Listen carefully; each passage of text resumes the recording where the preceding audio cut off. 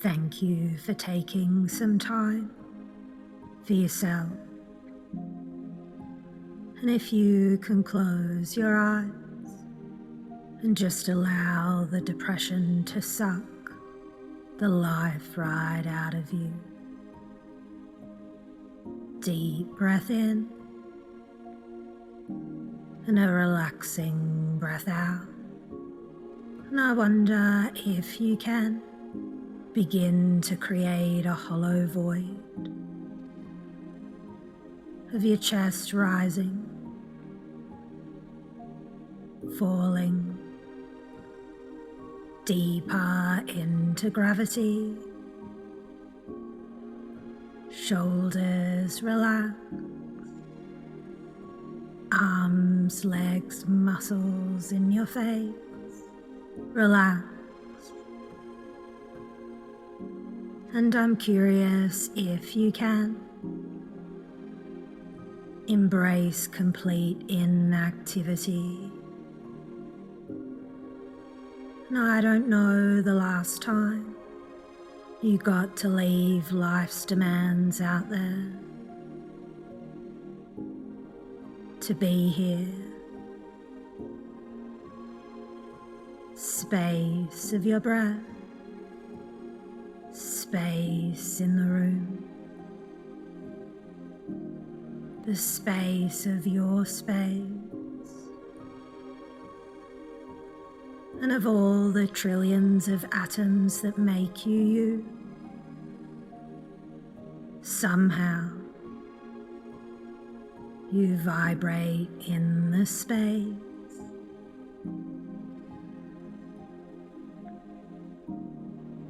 And although cosmic voids contain less than 15% of normal matter density, voids almost look empty to the observer. And as you are now, a cosmic void creator, I wonder if you can evaporate into your cosmic void now. Perfect. And maybe you already know, between these large voids are galaxy walls of matter, abundance. And before you create your wall of matter abundance, I wonder if you can adjust the temperature of your body now. And I don't know if you'll make it warm, tranquil, or wrap yourself in a blanket of harmony. But while you're there, you might as well make it a bubble, a sphere of comfort, and you can reinforce it to make sure negativity can just bounce straight off it. And here you are, floating in the space as a cosmic void creator. That's how special you are. And in the past you've been feeling depressed or something else. And the good news is, it's got nothing to do with you.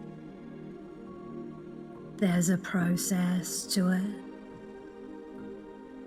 And right now, 10 million people around the world every month are searching on Google the word depression, and the same amount of people, 10 million people per month, are typing into Google, are searching for the word football, So maybe depression is now as trendy as football. But either way, you're not alone. And before your symptoms of depression begin to disappear, you might find they resurface in a few days, a few hours, a month or so. But in between these, wonderful experience, one thing you can rely on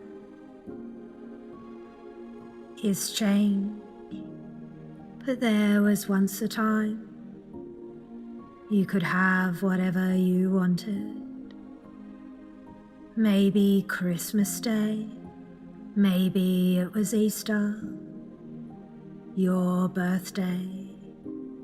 That one day a year you could eat whatever you wanted, wear whatever you wanted. Those magical times. And there was once a time when puberty was on its way. None of us asked for that change, and we survived. And it reminds me of a family member sharing stories about a really strict mother who would drop her son off to school and pick him up. They were so strict, they only lived a few blocks away. The school full of football players, surfers, a tough blokey school, and his mum was so strict that right up until the final day of high school, never being able to hang out after school or ask someone out after school, she would still pick him up. But there was once a time not so long ago, we all became adults and we could all finally eat whatever we wanted, wear whatever we wanted. And for some of us it worked out well or not so well. And I'm curious, what resource would you need as a human being to know that you could go on enjoying life? And it reminds me of a story. And at first you might think, why am I sharing with you this story? But your subconscious mind will be listening and do something wonderful for you a little later on. And it's the story of compassion from George W. Burns' book, 101 Healing Stories. And once upon a time, long ago, there was an island where all the human attributes lived: optimism, pessimism, knowledge, prosperity, vanity, and compassion. And one day it was announced that the island was sinking. Compassion was not prepared. She didn't have a boat of her own. She probably lent it or gave it to someone else. And casting off from the pier was prosperity in front of his mansion. His boat was grand and equipped with all the latest technology. Compassion asked, "Can I come with you?" "No way," answered prosperity. "My boat is full. I've spent days packing it with gold and silver. There's barely any room for my art collection or antique furniture. Compassion decided to ask Vanity, "Vanity, can you help me?" "Sorry," said Vanity. "I can't help you. Have you seen yourself? You're wet and dirty and you'll make a mess on my clean decks." Compassion asked Pessimism while he was complaining endlessly. The boat was too heavy, the sand was too soft, the water too cold. It was a miserable day to be putting to sea. They hadn't gotten enough warning and the island shouldn't be sinking. Why did everything always happen to him? Pessimism, will you let me go with you? Compassion, you're too good to sail with me. Your selfless caring makes me feel guilty and miserable. And how do you think I would feel if a wave swamped us and you drowned?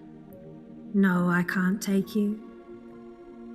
And Optimism was one of the last boats to cast off. She didn't believe all that doom and gloom stuff about the island sinking. Someone would surely fix it before it sunk. Compassion called out for Optimism, but she was too busy looking ahead and thinking of the next destination. "Come, I'll take you." And just when Compassion was beginning to despair, she heard a voice, "Come, I'll take you." She was so tired she curled up on the deck of the boat, and when she arrived on the shore she asked, "Who was it who helped me?" "It was Time." "Time?" asked Compassion. "Why would Time help me when no one else did?" "Because Time is only capable of understanding how great compassion is."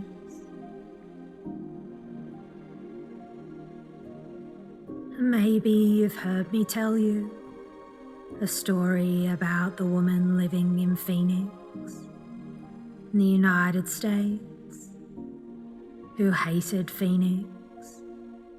In fact, she preferred to stay at home in Phoenix and hate Phoenix than go anywhere else. And even when people would encourage her how to sightsee, she just preferred to hate Phoenix. And that says a lot about a person. And it reminds me of Michael Yapko sharing a story when he was studying to be a psychologist, and he described to his teacher about one of his client's symptoms, very proud of his new psychology vocabulary. He said something like, "My client's demonstrating atypical conversational style, poor integration of gestures, reduced spontaneous sharing of affect, absent limitations of others' behaviour." And the list went on as he was a very keen student, and his teacher waited silently for Yapko to finish. Waited in silence until the silence was so uncomfortable. So uncomfortable. And the teacher waited some more and responded, "I just wouldn't let your client have any of those problems." And people are so much more than their labels. And I don't know if you've ever heard of the book Stones Touring Party, about the Rolling Stones,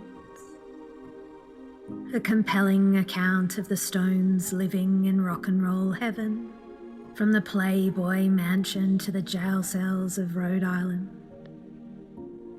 one of the all-time classic music books, staying in fancy hotels all over the USA. One of the guys in Stevie's band, Keith Richards, says, laughing, told me a story about one of his roadies who saw some women and said, "Hey, want to see a psychedelic light show?" So he pulled down his pants and pisses all over the back of the TV set. Sparks come flying out of the picture. And the other thing that's good, flushing firecrackers down the toilet. You get one with a waterproof fuse, and you can injure the crapper in some salesman's room 3 floors down. And how much the world has changed. Waterproof firecrackers. For the people who go through the cruelest and most drastic life changes, on the tour, whooshed up from normality, the people surrounding them in the eye of the storm, the rock and roll hurricane. But after playing for nearly 2 hours, it's the Rolling Stones at 4 a.m, making changes to the set, discussing the songs to drop, what to keep, what to play. Keith Richard blows 2 guitars and is disgusted. Marshall doesn't like chips lighting, and he says so. And their manager wakes up the next morning to read a bold type headline in the Vancouver paper: Stones fans battle police. And to quote Eleanor Roosevelt, "Yesterday is history, tomorrow is a mystery, and today is a gift." That is why it's called the present. And I don't know if it will be prosperity, compassion, optimism, vanity, or time that will be with you in the future. While astronomers have discovered a vast assemblage of galaxies hidden behind our own, in the zone of avoidance, in a moment you're going to build your galaxy wall of dark matter filaments and abundance. And if you were to see your depression floating in a sphere of comfort in front of you now, I wonder what shape it would be. And I don't know if it would be a human, a blob, or an energy. But what I do know is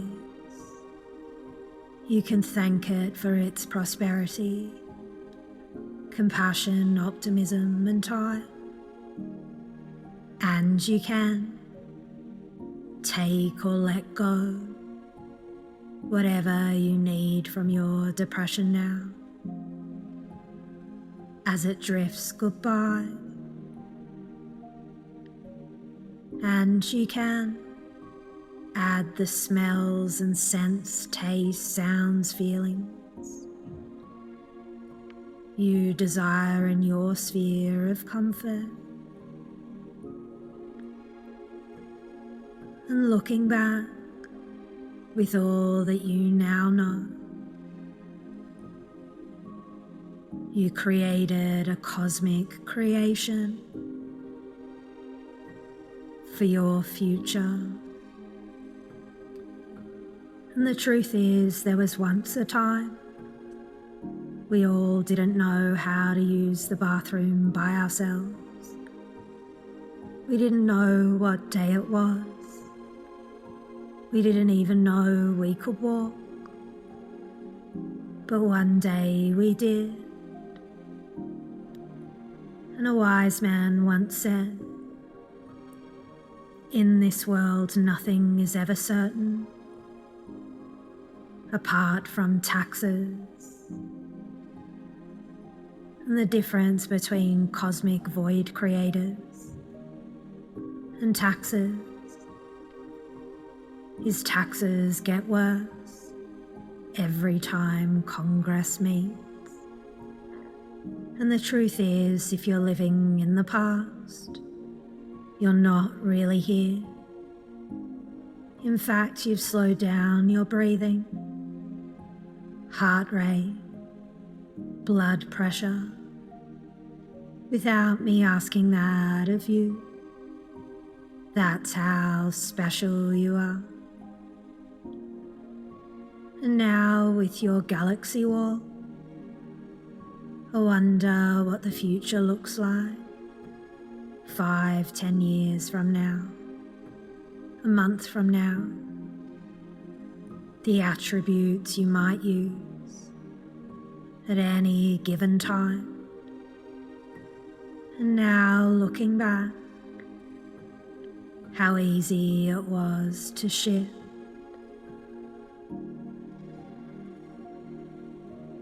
Once upon a time, millions of miles away, there was a sun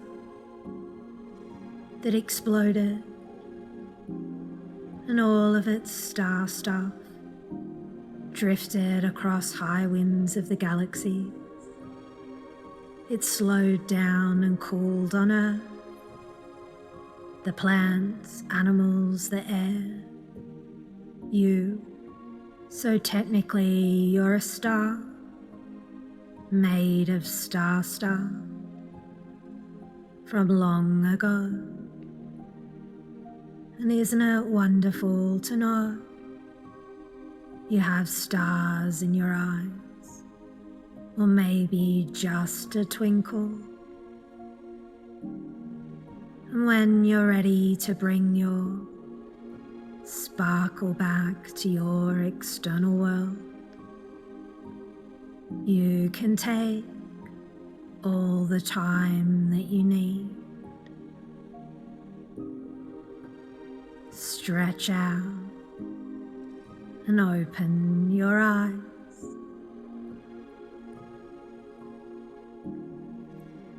Welcome back. You're perfect just as you are.